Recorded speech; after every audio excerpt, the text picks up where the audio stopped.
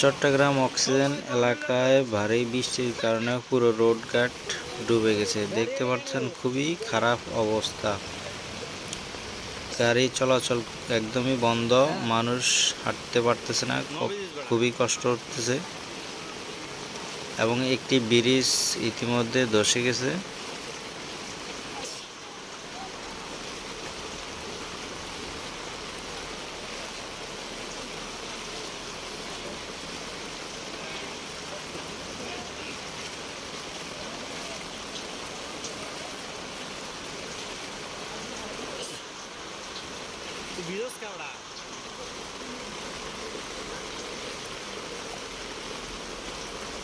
Main road ডুবে গিয়ে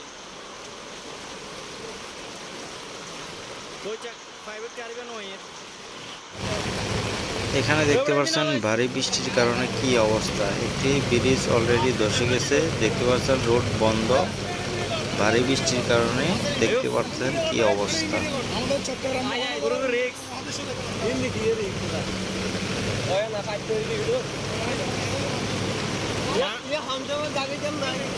রোডের অবস্থা খুবই খারাপ।